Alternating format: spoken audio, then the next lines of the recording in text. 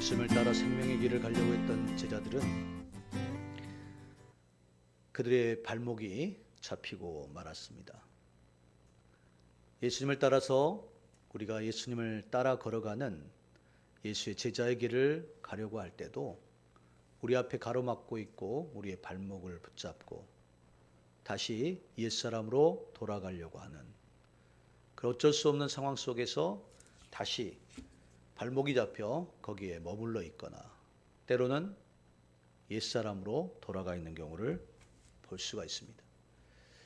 예수님을 믿고 살아가지만 눈앞에는 너무 큰 장벽이 놓여 있고 나를 짓누르는 높은 그 산이 압력이 짓눌려 원래의 자리로 돌아가려고 하는 우리, 이게 제자들의 모습이고 지금 이 시대를 살아가고 있는 그리스도인들의 모습이죠. 왜 이런 사건이 벌어졌을까요? 예수님이 십자가에 죽으셨기 때문입니다.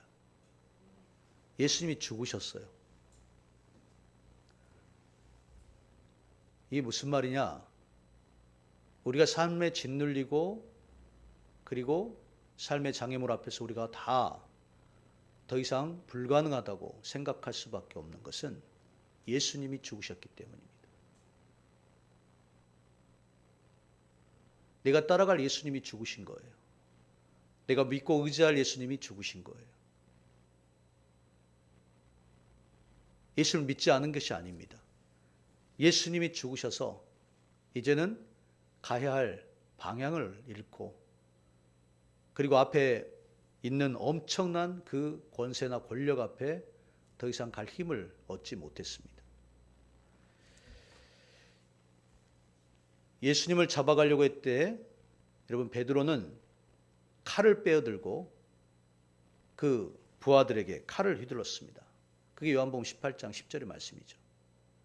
칼로 쳐서 대적들을 무찌르려고 했던 이 베드로가, 이 용감한 베드로가 요한복음 20장에 오면 디베라 호숫가 여기에 예수님이 십자가에 죽으시고 난 다음 고기 잡으러 떠났습니다. 용감했던 베드로의 눈은 두려운 눈으로 바뀌었고 이 두려운 눈은 결국 예수님을 3번이나 저주하며 부인합니다. 그의 팔이 칼을 빼어들고 상대방 대적들에게 같이 함께 싸우려고 했던 이 베드로의 손은 부들부들 떨려서 이제 칼을 잡는 것이 아니라 원래 자기에게 너무나 익숙한 그물을 잡으러 바다로 떠났습니다. 베드로는 예수님을 따라서 내가 생명을 다해 사람을 낚는 어부가 되겠다고 다짐하고 결심하며 예수님을 따랐던 인물입니다. 그러나 그런 사람을 잡는 어부의 삶을 살겠다고 했던 그의 결단은 어디론가 사라지고 다시 옛 방식으로 살 수밖에 없는 그 길을 가고 말았죠. 예수님을 따라 하나님의 나라, 하나님의 뜻, 사람을 낚는 어부가 되겠다고 하는 그 베드로의 결심은 한순간에 무너지고 말았습니다. 결심만 무너진 것이 아니라 자존심에 엄청난 금이 갔습니다. 왜 그럴까요? 그에겐 치욕스럽고 굴욕스러운 예수님을 배신한, 그것도 저주하며 배신한 이 배신의 흔적이 그의 영혼의 깊은 상흔으로 남았습니다. 그러나 예수님의 죽음은 모든 예수님을 따르는 사람들에게 마지막 소망마저 다 끊기고 그들에게는 예수님이 죽으셨기 때문에 더 이상 가야 할 목적지가 없었으며 붙들고 가야 할 그들의 목자마저도 사라진 겁니다. 여러분, 요즘에 예수님을 따라 살아간다고 하는 많은 사람들이 왜 목표 지점이 다 어딘가로 사라져버리고 각자가 세상 속에서 자기가 원하고 좋아 보이는 것에 온통 관심을 쏟고 살아가고 있을까요? 그것은 바로 우리가 믿는 예수님이 죽으셨기 때문입니다. 삶에서 예수님이 죽었어요. 삶에서 예수님과 함께 걸어가는 감격을 잃어버렸습니다. 예수님의 이름으로 선포한 것도 잊어버렸고 예수님의 이름의 능력을 믿고 내가 다른 사람들에게 예수 그리스도 그분의 이름으로 세상 속에 빛되고 소금된 삶을 사는 것도 잃어버렸습니다. 여러분, 제자들은 실제로 그런 겁니다. 예수님이 죽으신 거예요.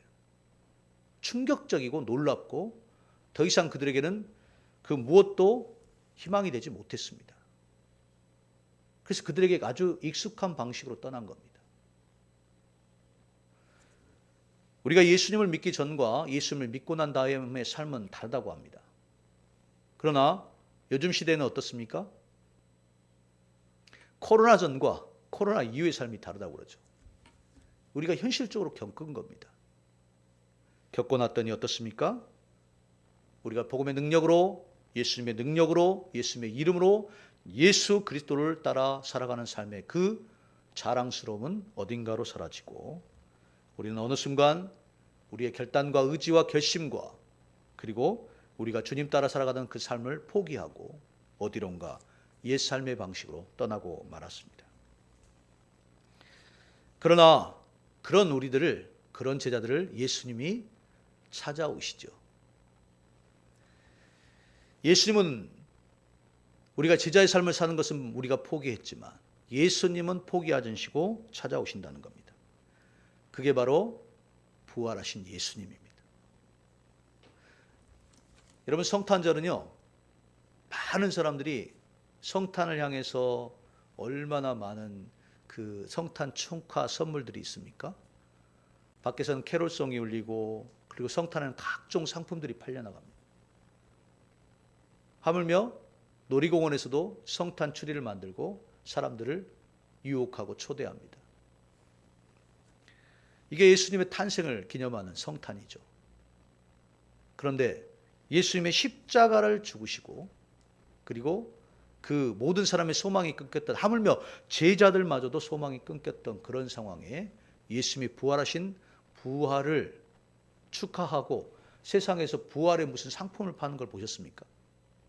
그나마도 교회에서 부활절 달걀을 만들어서 전해주는 것, 그거 외에 세상에서는 예수님 부활에 관심이 없습니다. 또한 교회 안에서도 예수님의 부활이 실제로 예수님의 십자가와 함께 부활의 사건이 가장 핵심일진데, 부활이 도대체 무엇을 말하는 것인지를 우리가 그 중요한 의미를 잃어버렸고 부활의 능력이 무엇인지를 모릅니다. 여러분, 부활이라는 것은 예수님이 죽으셨는데 다시 살아나신 겁니다. 소망이 끊어진 제자들에게 한때 예수님을 따라 사명의 길을 가겠다고 했던 그런 제자들이 다 포기하고 절망하고 옛 삶의 방식으로 갔을 때, 그때 그들을 다시 일으켜 주시고 사명의 자리로 불러주신 분은 바로 그들과 공생애를 함께 보냈던 그 예수님이 죽은 자 가운데서 다시 살아나셔서 부활하신 주님이 그들을 만나주시고 그들을 이끌어 주신 겁니다. 할렐루야. 그런데 예수님은 그 삶의 자리로 다시 찾아온 옛 방식으로 살아가고 있는 그 제자들을 예수님이 직접 찾아오시죠. 그런 다음 예수님은 어떻게 하실까요? 예수님은 찾아오셔서 제자들에게 따뜻한 숯불을 피우고 떡과 생선을 준비하여서 그들에게 조반을 먹이십니다. 식사를 예수님이 준비해 주신 거예요. 여러분, 부활하신 주님 도대체 우리에게 어떻게 나타나십니까? 라고 하면, 부활하신 주님은 우리를 찾아오셔서 우리를 먹이십니다. 그래서 우리 교회에서 예배드린 이 예배의 가장 핵심이 어떤 것입니까? 라고 하면 그것은 바로 그 예배 가운데 말씀과 함께 성만찬을 하는 거예요. 예수님이 십자가에 달리시기 전 그 마지막 주간에 예수님이 세족식을 하시고 제자들의 발을 씻기시고 그리고 제자들에게 마지막 만찬을 하셨습니다. 이것은 예수님이 십자가에 죽기 전이에요. 그런데 예수님이 죽으시고 난 다음 죽은 자 가운데서 첫 열매가 되셔서 다시 살아나셨잖아요. 예수님이 부활하셔서 다시 제자들에게 나타나서 하신 일이 무엇인가 하면 제자들을 먹이신 겁니다. 예수님은 우리를 먹이십니다. 부활하신 예수님이 우리를 먹이신다는 거예요. 우리 어떤 믿음을 가져야 합니까? 부활하신 예수님이 우리를 찾아오셔서 우리의 낙심되고 절망하고 옛 삶의 방식으로 살아가고 있는 우리들에게 예수님은 우리를 먹이신다는 겁니다. 예수님이 이렇게 제자들을 부르십니다. 얘들아, 하나님의 나라 새로운 꿈과 소망을 가지고 예수 그리스도께서 이 땅에 오신 메시아이심을 아시고 알고 그 예수님을 따라갔던 제자들이 예수님을 배신하고 다 도망가고 결국 예수님의 죽음은 그들의 소망이 산산이 부서져 버렸는데 그 꿈을 뒤로 한 채 하나님의 나라의 꿈을 뒤로 한 채 삶의 자리로 돌아갔던 그들에게, 이전의 삶의 방식으로 돌아간 그들에게 예수님은 물으시죠. 얘들아, 너에게 고기가 있느냐라고 물으십니다. 너희가 고기가 있느냐? 그것은 무엇입니까? 지금 우리를 향해서 너희가 지금 행복하니? 너희가 지금 사는 삶에 만족하고 있니? 너희 손에, 너희 영혼에 무언가 흔들리지 않는 무언가가 있니? 라고 묻는 겁니다. 여러분, 우리가 예수님을 믿고 살아가는 것은 하나님의 나라의 씨앗을 품은 것과 같습니다. 한 알의 밀알이 되는 것과 같습니다. 한 알의 밀알은 땅에 뿌려져 죽어야 결국 싹이 나고 놀라운 생명의 나무가 됩니다. 제자들은 이 원리를 몰랐습니다. 그러나 예수님은 직접 말씀하셨고 그 말씀대로 이 땅에 한 알의 밀알이 되셨습니다. 예수님을 따르는 사람들은 이 땅에 하나님 나라의 씨앗을 품고 이 땅에 하나님의 나라를 이루어가는 사람들입니다. 예수님의 그 질문이 그들의 존재의 가장 심연을 건드렸습니다. 너에게 고기가 있느냐? 너희 삶에 채워지는 것이 있느냐? 얘들아, 너희가 지금 행복하니? 만족하고 있니? 예수님과 함께 공생애를 보았던 제자들은 그들의 영혼을 깨우는, 그들이 잠자있는 그들의 영혼을 깨우시는 예수님의 음성을 들은 겁니다. 이 예수님의 음성을 듣는 순간 그들은 청청병력 같은, 천둥과 같은 우레소리를 듣는 것과 같습니다. 죽은 줄만 알았던 예수님이 살아나셨고 그 예수 그리스도, 그분의 음성이 들리는 거예요. 현실이 예수님이 죽었는데 그 현실을 뛰어넘어 예수님이 실제로 살아나셔서 살아계신 주님의 음성을 들려주시는 겁니다. 그들의 영혼을 깨우고 그들의 절망을 깨우고 그들이 과거에 예수님을 따라서 세상의 땅끝까지 가서 하나님 나라를 이루겠다고 하는 그 포부와 열정과 그들의 담대함과 그들이 가졌던 하나님을 향한 모든 그 소망에 이런 것들이 다 끊겨 있는데 그게 예수님이 부활하신 주님이 찾아와 주님의 음성을 들려주신 겁니다. 그리고 예수님이 그 디베라 바닷가에서 따뜻하게 숯불을 피우시고 밤새도록 지친 제자들을 그들의 육체를 녹여주시고 예수의 살아계신 음성을 들려주심으로 그들이 잠자는 영혼을 깨웁니다. 이때 그들은 예수님 앞으로 나와 예수님이 같이 조반을 먹자라고 하실 때 그들의 기억에 깊이 각인되어 있는 바로 디베라 호숫가 건너편에서 예수님이 수많은 사람들에게 오병이어 물고기 5마리 떡 2개로 5,000명을 먹이시고도 그들이 배불러서 더 이상 먹지 못할 때 남아있는 광주리 12광주리가 남도록 그들을 풍성히 채워주시는 그 예수 그리스도의 흔적, 그 놀라운 기적의 자리가 바로 기억납니다. 바로 그들이 고기 잡던 디베라 바닷가 건너편이었어요. 이제 예수님은 그 디베라 호수에서 다시 제자들에게 예수 그리스도를 따랐던 그 삶을 상기시켜 줍니다. 그때와 동일하게 지치고 굶주려 있는 회중들을 먹이셨던 예수님, 오늘 이 자리에서 지치고 소망을 잃어버린 제자들에게 예수님은 다시 그들을 먹이십니다.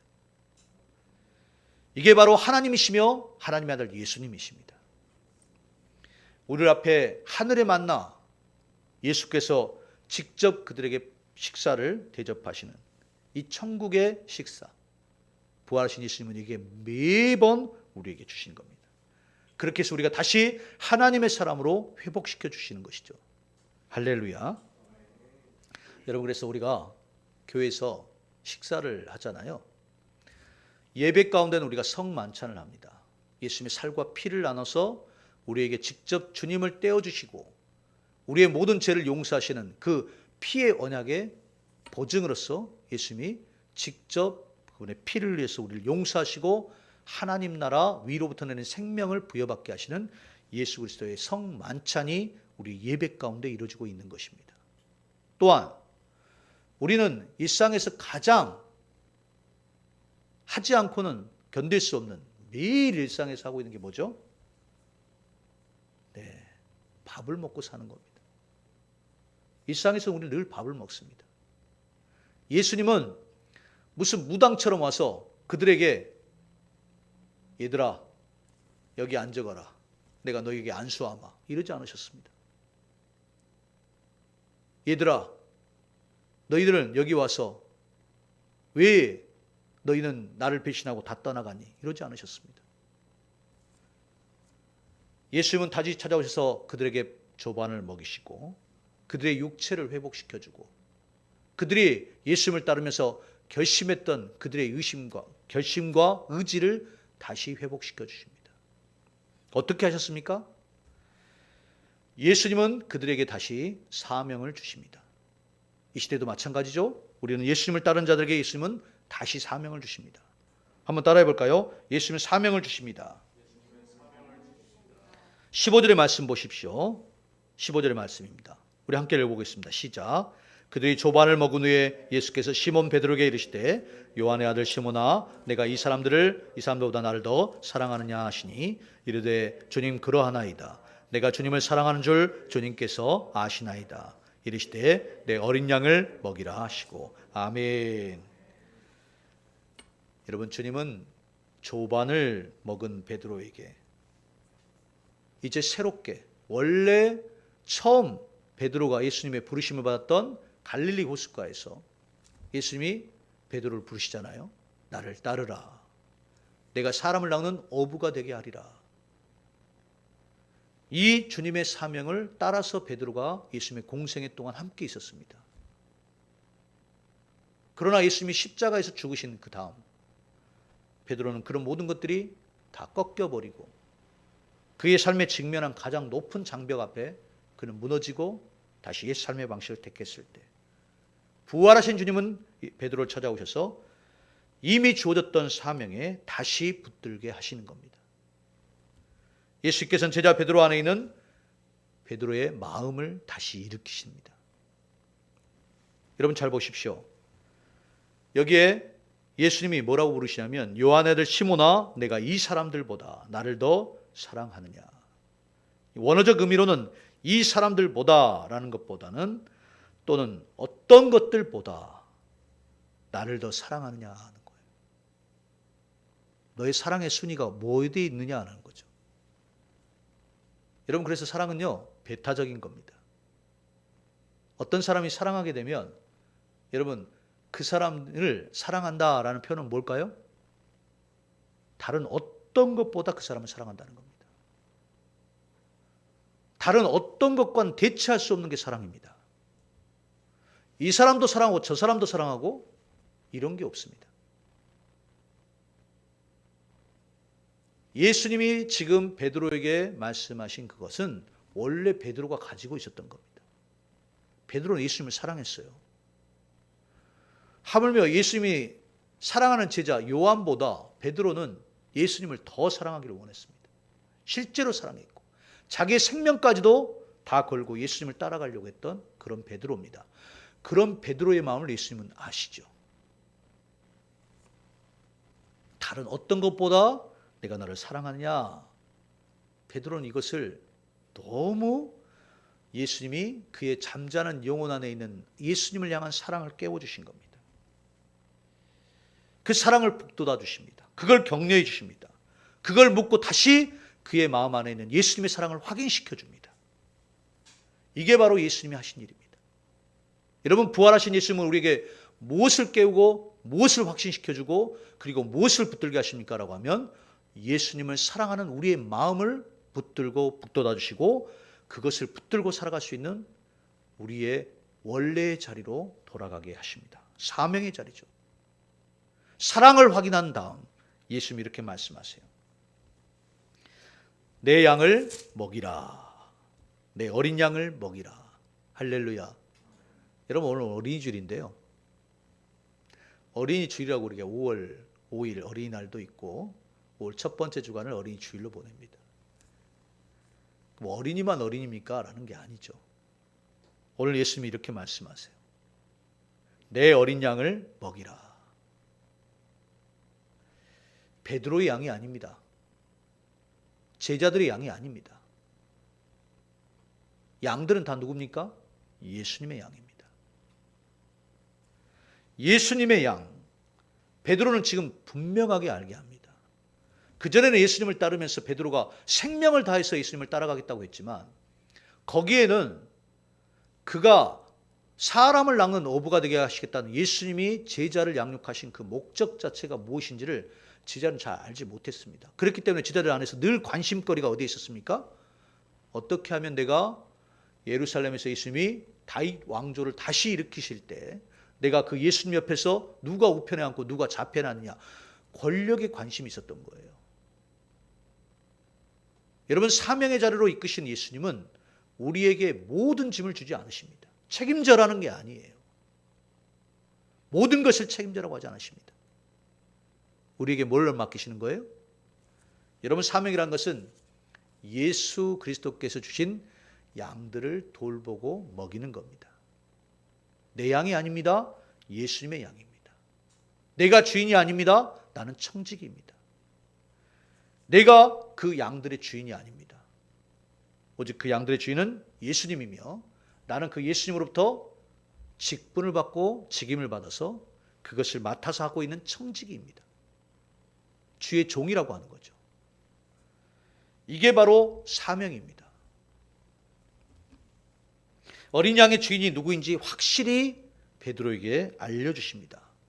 그래서 여러분, 어떻게 하면 베드로가 이렇게 나중에 부활하신 주님을 만나고 나서 끝까지 흔들리지 않고 그 길을 갈 수 있었을까요? 라고 하면 바로 어린 양들의 주인이 예수님이라는 것입니다.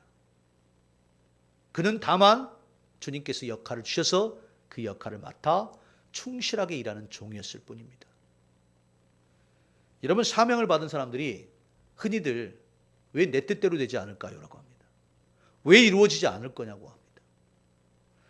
왜 나는 소망을 갖고 비전을 가지고 하는데 왜 이게 이루어지지 않느냐고 합니다. 그것은 뭐가 잘못된 겁니까?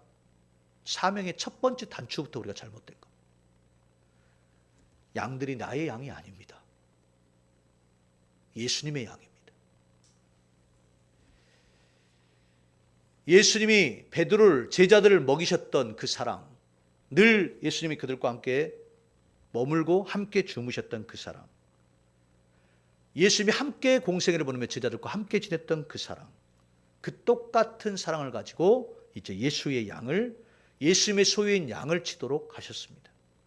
그 사랑으로, 예수님의 사랑으로 먹이라는 겁니다.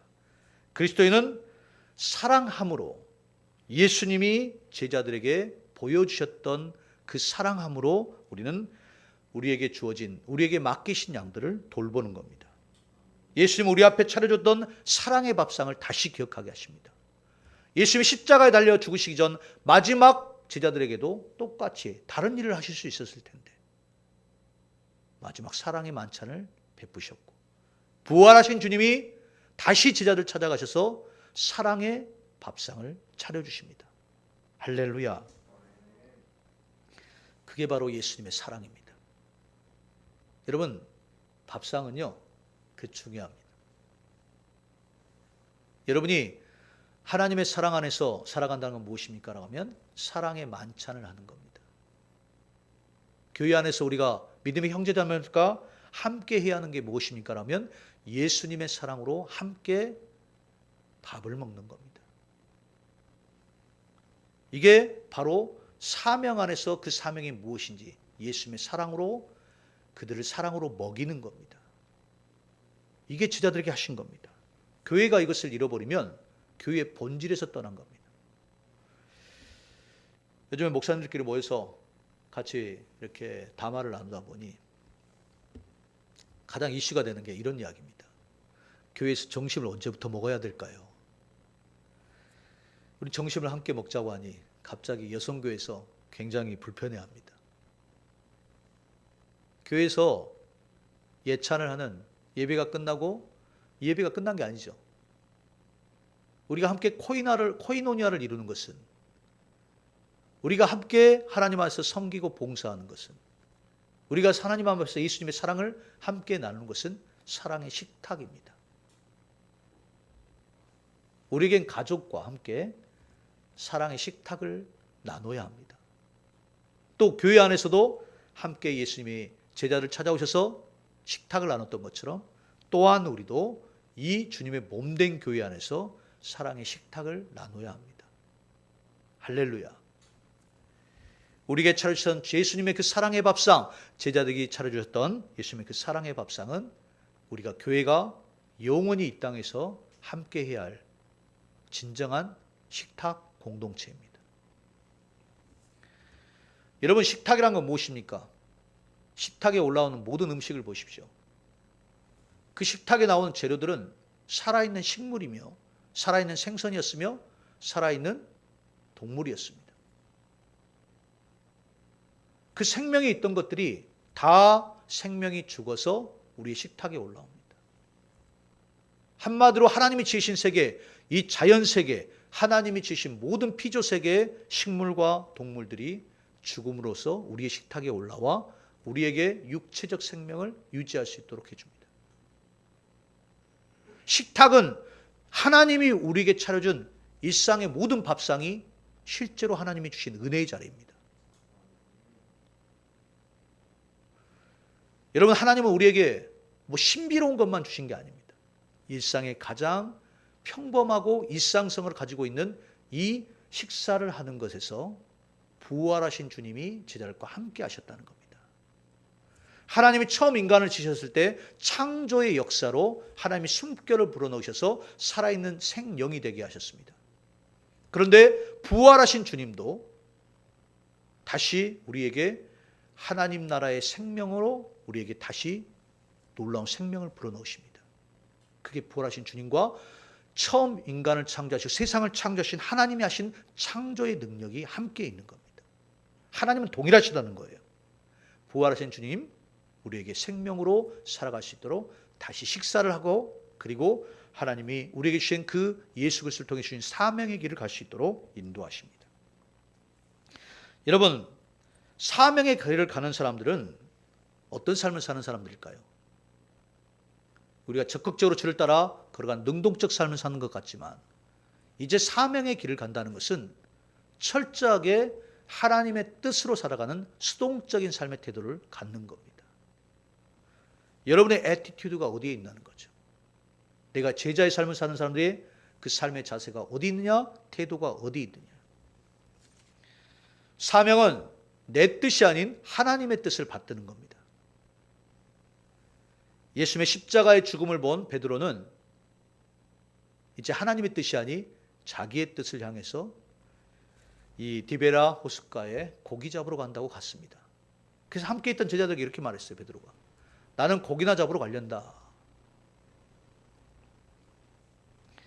예수님의 죽음 앞에 베드로는 과거의 욥으로 돌아갔지만, 예수님께서는 베드로를 하나님의 뜻에 따라, 이제 하나님의 뜻에만 따라서 살아갈 수 있는 그런 사람으로, 하나님의 뜻에 수동적이고 그 뜻만을 가지고 살겠다고 하는 베드로의 그 놀라운 그 고백대로 살 수 있는, 나는 끝까지 예수님을 따라 하나님의 뜻 가운데 살겠다고 했던 베드로의 그 고백을 이제 완성해 갈 수 있도록 다시 베드로를 회복시키시고 변화시키십니다. 사랑하는 여러분, 우리가 삶에서 방황하고 갈등하면서 자꾸 넘어지고 하나님과 멀어진 이유가 뭘까요? 왜 사명의 자리에서 멀어질까요? 왜 삶의 방식으로 돌아갈까요? 그것은 바로 하나님의 뜻보다 내 뜻이, 하나님이 나를 향하신 의지보다 내 의지가 강해졌기 때문입니다. 하나님의 뜻에 붙잡혀 하나님이 우리에게 주신 그 목표를 잊어버리고 내가 하나님보다 내가 오히려 내 의지와 내 계획과 그리고 내가 가진 내 생각이 하나님보다 더 중요해졌기 때문입니다. 사명의 길을 살아가는 사람은 하나님의 뜻에 철저하게 순종하며 이제 하나님 앞에 수동적인 삶을 사는 삶을 말합니다. 하나님의 뜻에 사로잡힌 삶을 삽니다. 그리고 그 뜻에 움직이며 사는 사람들이 바로 그리스도인입니다. 여러분, 세상이 주의 제자의 길을 걸어가려고 할 때 우리가 항상 맞닥뜨리는 건 삶의 어려움과 두려움입니다. 그래서 우리는 항상 그 장벽 앞에 놓였을 때 자꾸 옛사람으로 과거로 회귀하려고 합니다. 하지만 부활하신 예수님은 우리를 찾아오셔서 언제나 그 생명의 식탁, 사랑의 식탁을 우리에게 차려주시고 힘을 주시고 내가 원래 예수님을 사랑했던 그 사랑의 자리로 주님께서 사랑의 존재로 살 수 있도록 그렇게 인도하십니다. 그리고 예수님과 함께하는 그 천국의 삶, 내가 원래 가야 했던, 내가 다시 주님의 부르심을 받고 가야 했던 그 자리를 향해서 갈 수 있는 힘을 주십니다. 할렐루야. 그 자리는 예수님이 내게 사랑의 식탁을 베푸셨던 것처럼 나도 또한 세상 가운데 예수 그리스도의 사랑의 식탁을 베풀고 그들을 환대하고 넘어져 있는 그들에게 다시 예수를 사랑하는 마음으로 그 식탁으로 초대해서 이제 그들이 과거에 주님을 따라 살겠다고 했던 그 사명의 자리가 이제 하나님의 능력 안에서 살 수 있도록 인도하시는 겁니다.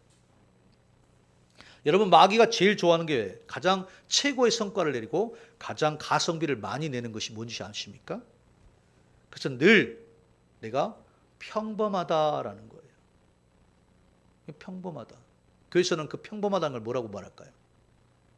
부르심받은 성도들에게 이렇게 이야기하는 겁니다.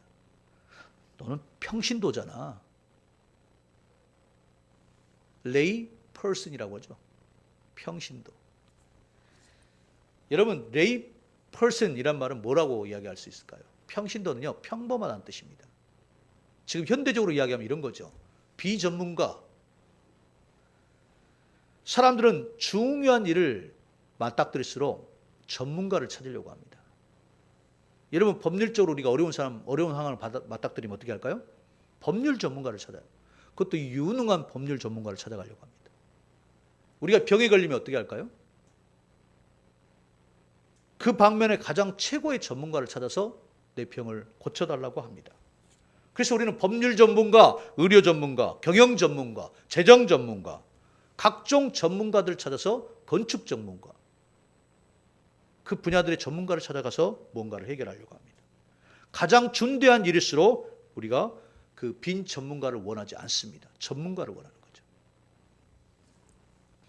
결국 이렇게 전문가를 찾아가다가 늘 우리가 주님 앞에 부르심받은 성도들, 예수님이 다시 제자를 찾아오셔서 제자의 삶을 살게 하시는데 제자의 삶을 살고자 하는 하나님 부르심받은 성도들마저도 자신들을 늘 이렇게 이야기합니다. 나는 평신도입니다.